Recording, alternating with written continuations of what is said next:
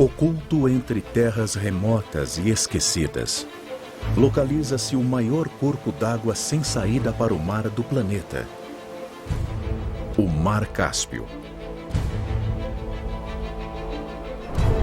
No coração de uma das partes mais antigas do mundo civilizado, esta região abriga algumas das espécies mais exclusivas, misteriosas e pré-históricas da Terra.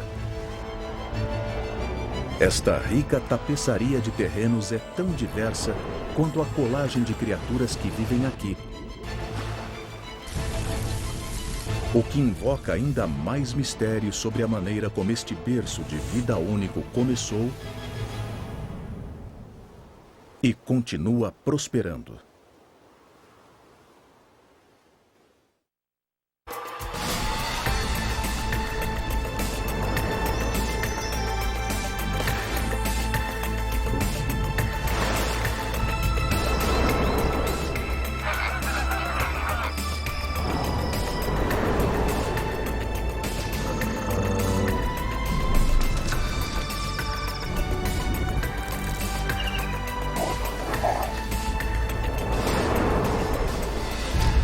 Oriente Médio selvagem. Mar Cáspio.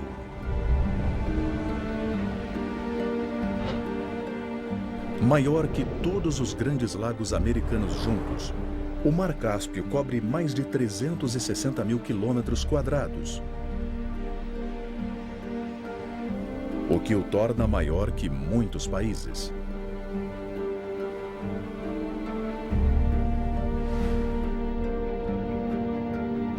Ele é tão grande que fornece mais de 6.400 quilômetros de praias aos 5 países que o cercam: Irã ao sul, Rússia ao norte, Azerbaijão a oeste, Cazaquistão e Turcomenistão a leste. O Mar Cáspio está cravado em uma encruzilhada cultural. Aqui, Oriente e Ocidente colidem. De picos de montanhas majestosos a estepes vastas, desertos inóspitos e pântanos exuberantes. Esta imensidão esquecida fornece refúgio para algumas das espécies mais antigas do planeta e cria novos desafios para algumas das mais raras. Nada é o que parece neste mundo de contradições, onde predadores do topo da cadeia lutam para sobreviver e azarões inesperados prevalecem.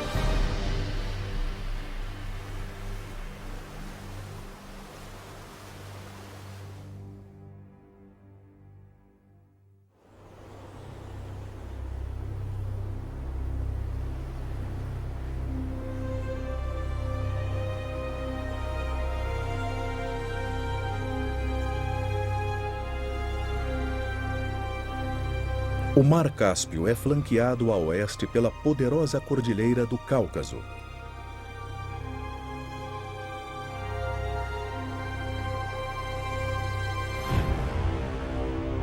Erguendo-se a mais de 5.600 metros de altitude e com quase 1.130 quilômetros de extensão, ela separa ao norte os países do Oriente Médio da Rússia.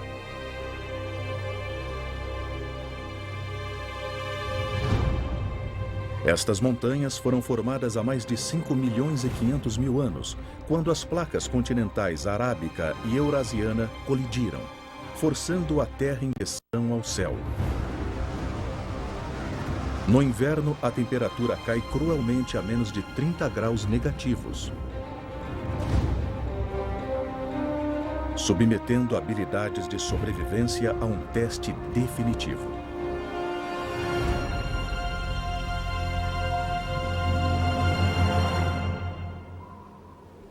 À primeira vista, estes picos colossais podem parecer inabitados. Mas eles fornecem abrigo a um reservado grupo de mamíferos que se adaptou para resistir a longos invernos congelados.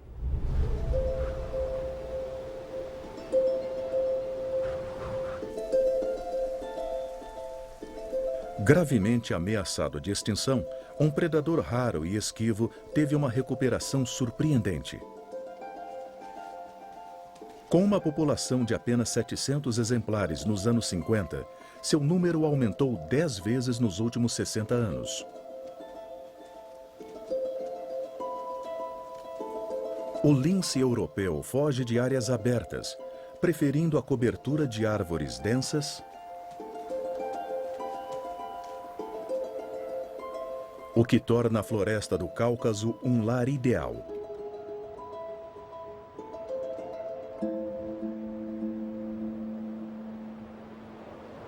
Esta fêmea está em sua ronda. Suas patas grandes, redondas e acolchoadas atuam como calçados para a neve, e seus dedos se espalham para distribuir seu peso. Com suas pernas curtas e fortes, ela se locomove com facilidade pelos campos de neve traiçoeiros.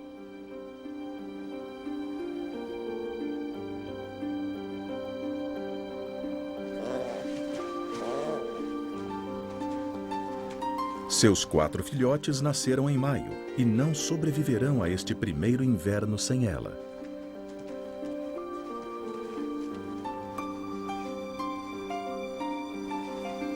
Eles serão criados por ela até completarem 10 meses, quando ficarão independentes e partirão sozinhos.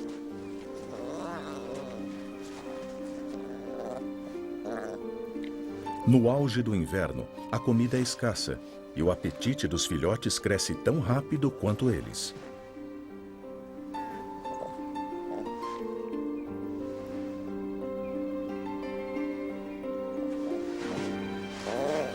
Há tempo para brincar agora, mas não vai demorar muito até eles ficarem com fome novamente.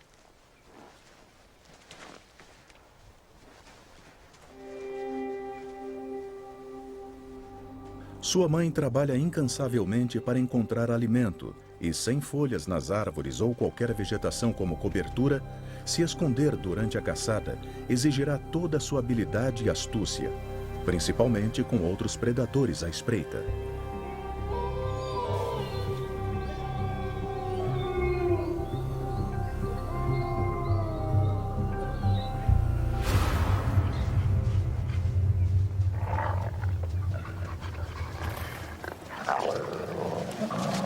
Enquanto o lince é um caçador solitário, o lobo cinzento é um animal de bando altamente social, com uma hierarquia controlada agressivamente. Com números que variam de 2 a 36 membros, o tamanho das alcateias depende do hábitat e da disponibilidade de presas.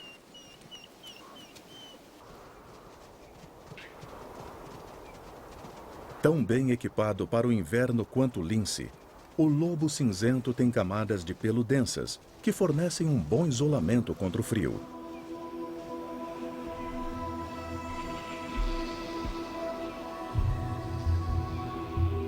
No ponto em que seus territórios se sobrepõem, linces e lobos tendem a perseguir presas diferentes. Os lobos vão atrás de mamíferos maiores, como veados, deixando o lince com os animais menores, como roedores e lebres. Mas o cheiro de uma presa abatida, às vezes, é tentador demais. A posição hierárquica determina quem come primeiro.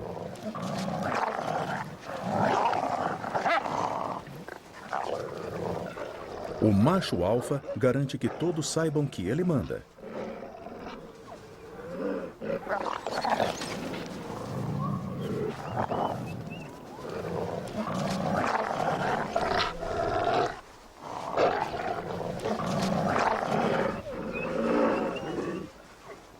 Com filhotes famintos para alimentar, o lince aguarda sem ser visto nem ouvido.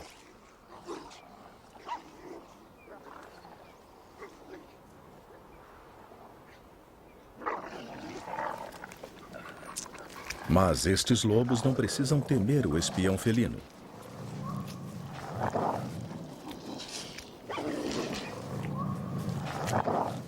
O lince voltou seu foco em outro alvo.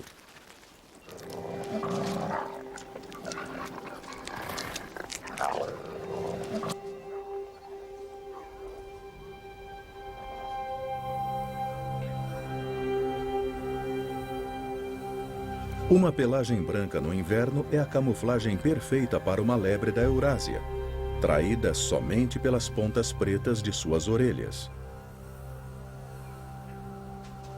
Em movimento, é mais fácil ver o animal, mas quando ele está parado, misturado à neve, podemos perdê-lo num piscar de olhos.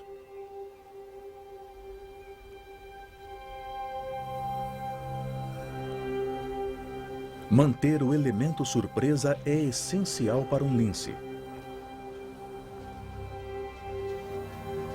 Não tão rápido quanto alguns de seus parentes felinos, o lince prefere espreitar a presa em vez de perder energia em perseguições longas.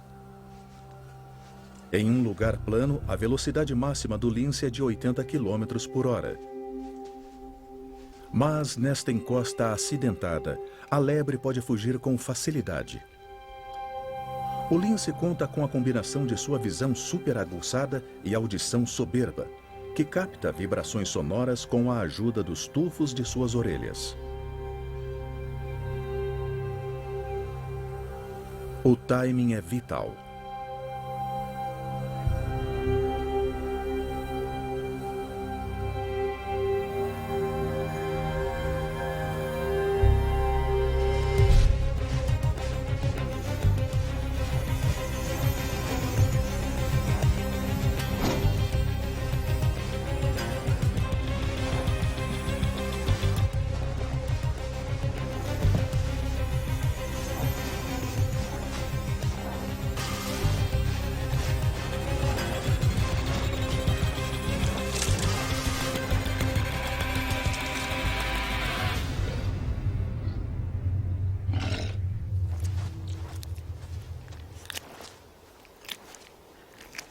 É o território do felino, e com bocas famintas para alimentar, só pode haver um resultado.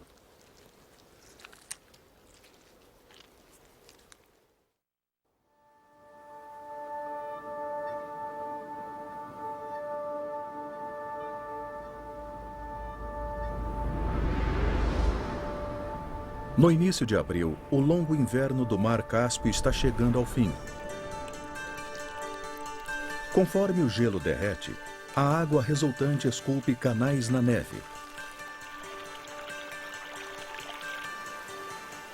O que começou com gotas logo vira um córrego e flui até alguns dos 130 afluentes que alimentam o Mar Cáspio.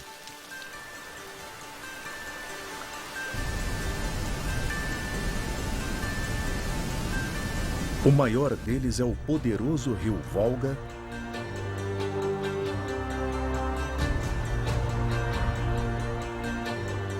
que nasce 3.200 quilômetros ao norte, no interior da Rússia. O rio se divide em centenas de canais quando entra na porção norte do Mar Cáspio.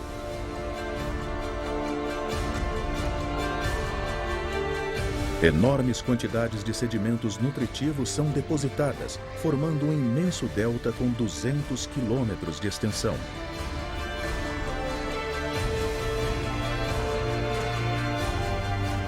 O rio Volga é o verdadeiro arquiteto desta paisagem fértil.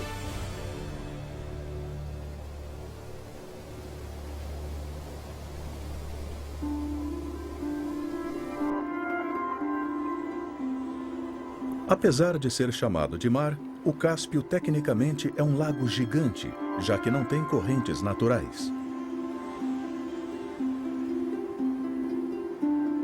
Ao contrário da maioria dos lagos, sua água não é doce, mas salina, e já foi tão salgada quanto a água do mar aberto de que já fez parte.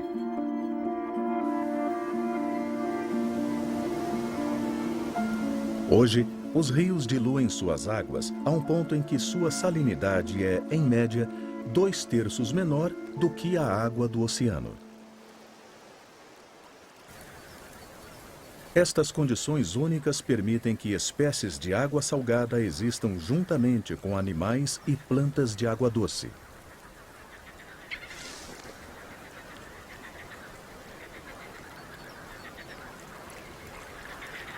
E o junco, que cresce em suas margens, fornece o local de nidificação perfeito para os visitantes da primavera, como o chapim de faces pretas. Este pequeno pássaro de visual modesto é mais astuto do que parece.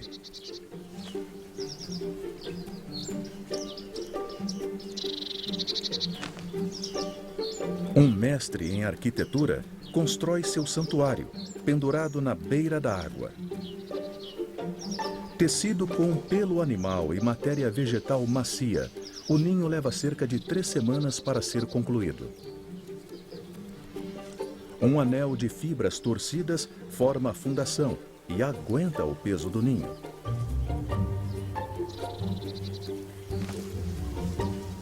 Na metade do caminho, ele lembra um cesto pendurado.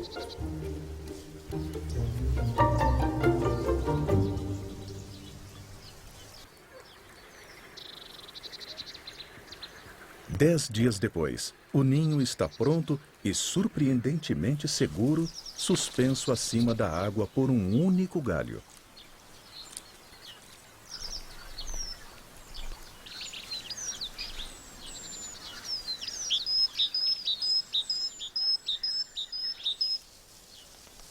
Impressionada o bastante por suas habilidades de construção, uma fêmea permite o acasalamento.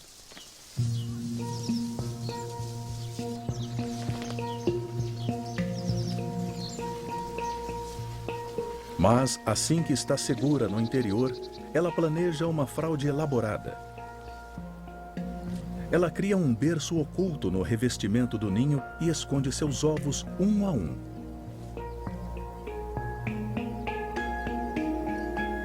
A esperta fêmea leva o macho a acreditar que ainda vai botar ovos, para que ele não a abandone.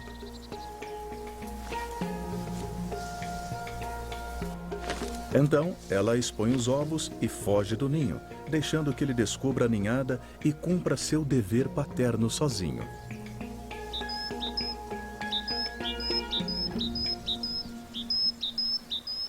Pendurada a 6 metros do solo, espera-se que a moradia esteja segura da ameaça que espreita abaixo.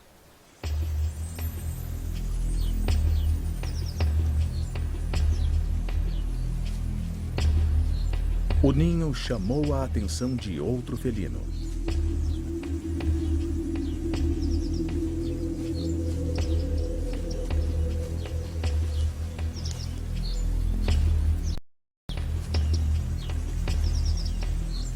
Com tufos nas orelhas e cauda curta, o gato da selva é levemente menor que o lince. E tem um parentesco mais próximo com o gato doméstico.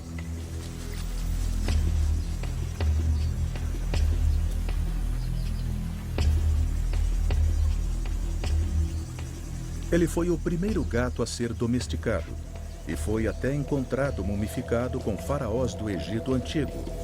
Uma solução de 4 patas para o velho problema dos roedores.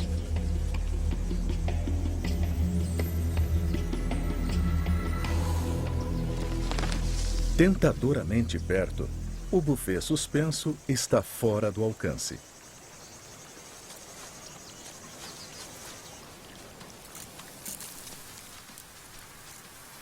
Apesar do nome, o gato da selva geralmente não vive em selvas. Ele é encontrado em todo o Oriente Médio e prefere pradarias e a cobertura densa dos juncos localizados na beira da água. Roedores são sua presa mais comum, mas este caçador está de olho em um alvo diferente. Uma ave que nidifica no solo.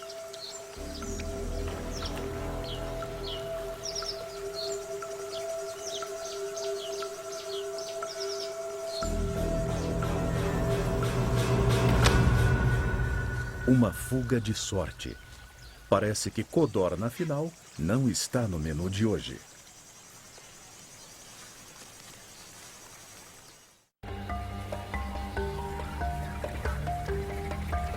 Por meio de um labirinto de canais rasos e ocultos, esta paisagem alagada fornece o cenário para uma desova isolada. Quando a noite se aproxima, um coro rouco acaba com a paz.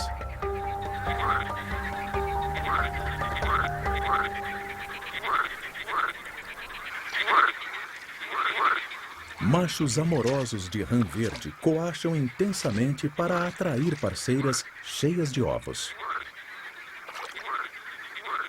São as maiores rãs da Europa e as fêmeas podem medir mais de 16,5 centímetros de comprimento. Cada ninhada pode ter mais de 1.000 ovos.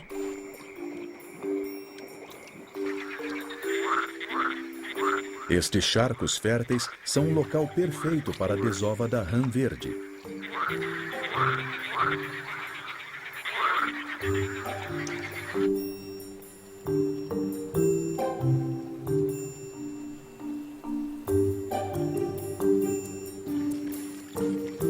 Os ovos se transformam em gerinos em 10 dias.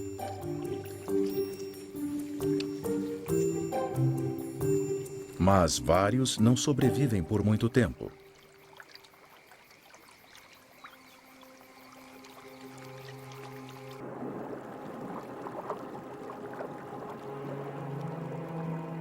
Besouros mergulhadores caçam em águas rasas e gerinos são sua presa favorita.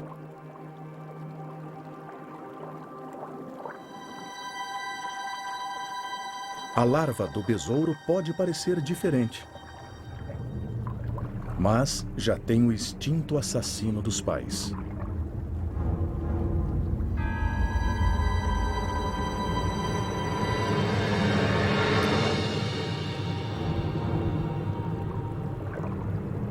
E não só os gerinos correm perigo.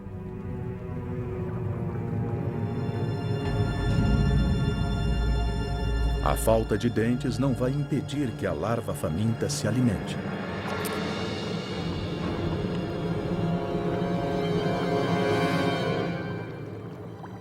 Ela usa presas ocas para injetar uma toxina corrosiva em sua vítima, dissolvendo a carne do peixe.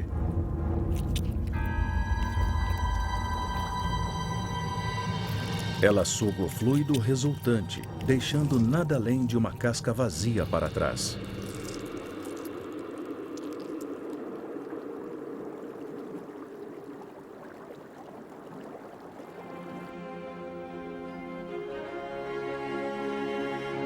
Além do labirinto de canais e lagoas, águas rasas que mal chegam a 1 metro de profundidade se estendem até o Mar Cáspio por quase 50 quilômetros. Estes baixios então dão lugar a águas profundas, que se alongam por mais de 960 quilômetros até o norte do Irã. Peixes marinhos, como o arenque, dominam as porções central e sul do Mar Cáspio, onde a salinidade é cerca de 1/3 da do mar aberto.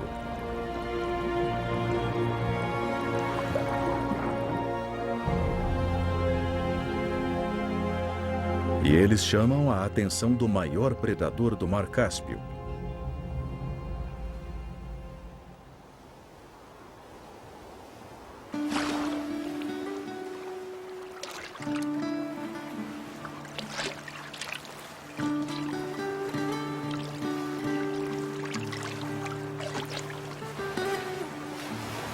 As focas se reúnem em bancos de areia no Mar Cáspio há mais de 1 milhão de anos. A foca do Cáspio descende de um ancestral comum, a foca anelada.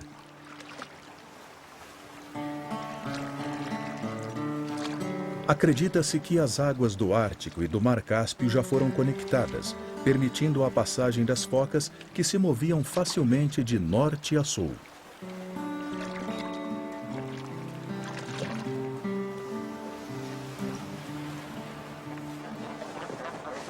Ela é o único mamífero a viver aqui. Então, enquanto sua prima anelada do Ártico frequentemente vira presa, a foca do Cáspio tornou-se um predador alfa improvável. Sem a presença de tubarões, baleias e outras ameaças dos mares, ela pode relaxar, segura e sem ser desafiada, no topo da cadeia alimentar. Sua maior preocupação é evitar que as aves marinhas roubem seus peixes.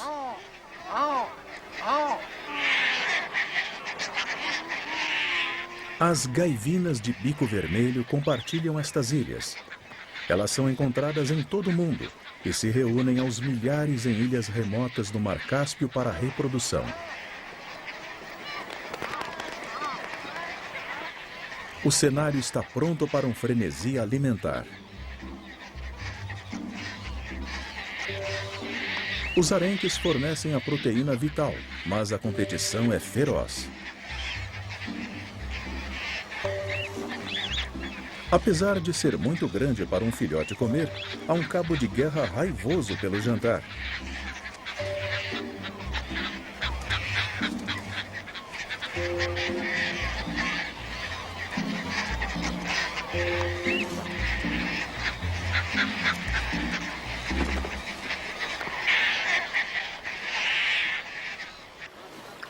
Seu vizinho apequena o filhote, apesar de a foca do Cáspio ser uma das menores espécies de pinípede do mundo, com cerca de 90 centímetros de comprimento.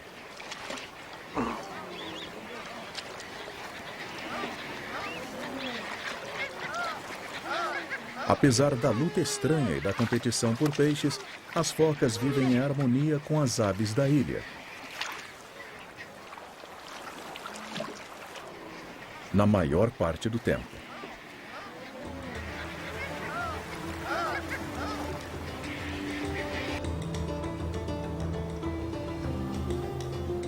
Mas como algumas espécies marinhas vivem no fechado Mar Cáspio? O Mar Cáspio é remanescente de um mar antigo e já foi ligado ao restante dos oceanos do mundo. Cerca de 5.500.000 anos atrás, quando a Cordilheira do Cáucaso se ergueu, a depressão do Cáspio se formou e o nível dos oceanos caiu, fazendo com que o mar ficasse cercado por terra.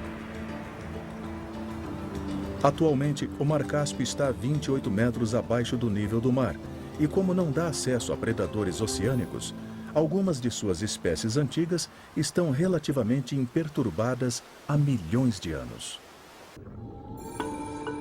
O plâncton desempenha um papel vital na ecologia da região.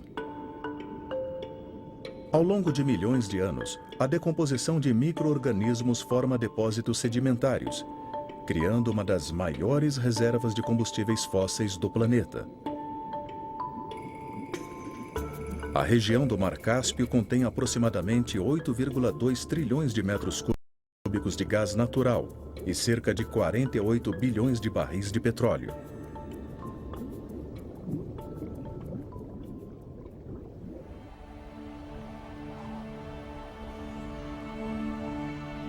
O terreno acidentado das praias ocidentais do Mar Cáspio dá lugar a vastas faixas de estepe ao norte. Esta é a Depressão do Cáspio, uma pradaria grande e árida que recebe apenas 300 milímetros de chuva por ano.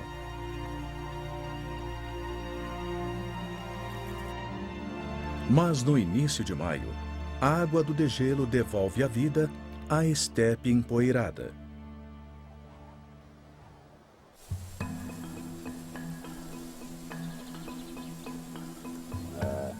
Aqui nas planícies, bandos nômades fazem a migração sazonal dos pastos de inverno nos desertos do sul para os locais de alimentação do verão, nas estepes gramadas do norte no Cazaquistão.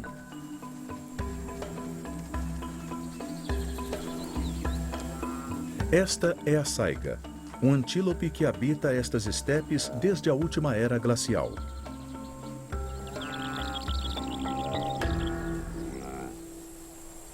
Sempre se movendo, a saiga pode percorrer até 110 quilômetros em um único dia.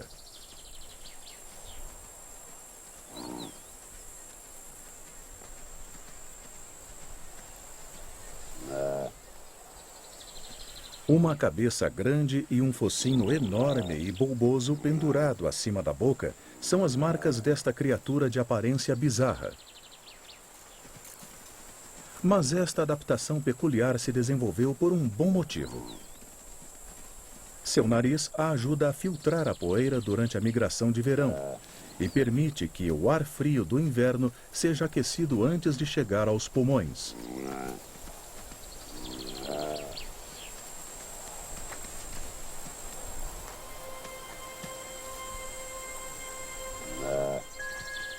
As fêmeas, que estão prenhes desde o cio do outono e conseguiram sobreviver ao inverno hostil, estão prestes a dar à luz.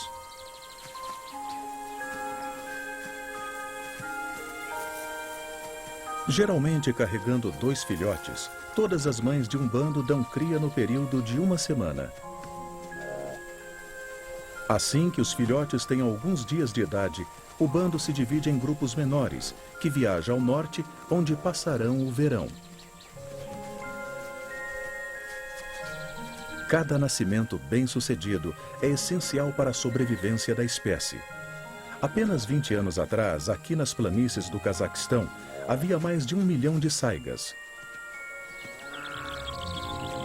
Hoje, a população caiu para menos de 250 mil, principalmente em razão da caça ilegal.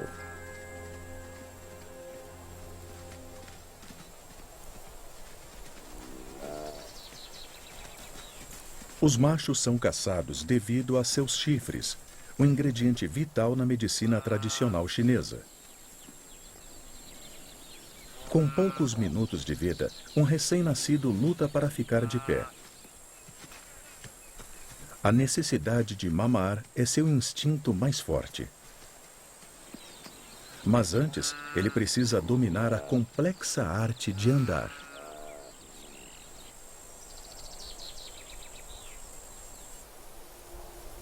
Infelizmente, nem todas as fêmeas sobrevivem ao parto. Por sorte, um filhote órfão pode sobreviver sendo amamentado por qualquer outra fêmea. O voo de carniceiros projeta silhuetas escuras abaixo.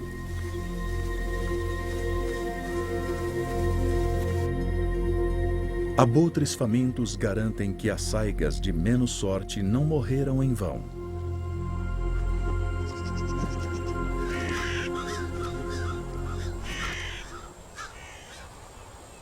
Uma das maiores aves voadoras da Terra, o abutre preto pesa mais de 13 quilos e possui uma envergadura de mais de 3 metros.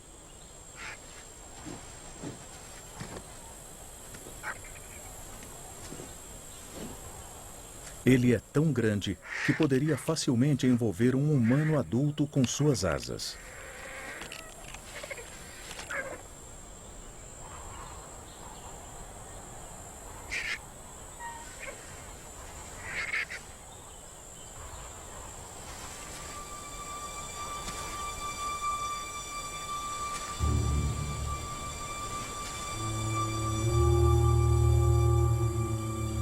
Como um par de pugilistas se encarando antes da luta, os 2 machos se avaliam.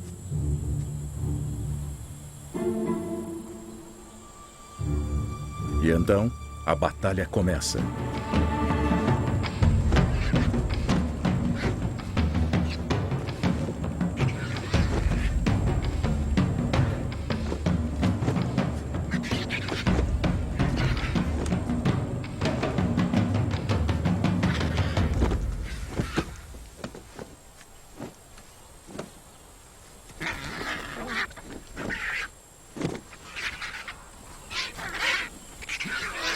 Um chacal dourado espera pegar algum resto, mas é colocado em seu lugar com firmeza.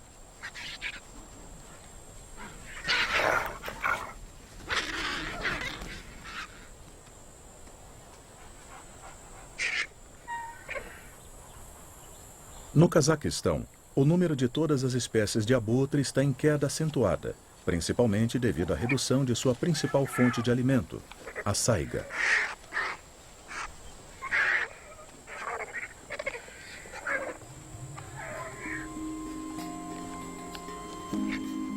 Pouco se sabe sobre o acasalamento do abutre preto, mas acredita-se que ele seja monogâmico.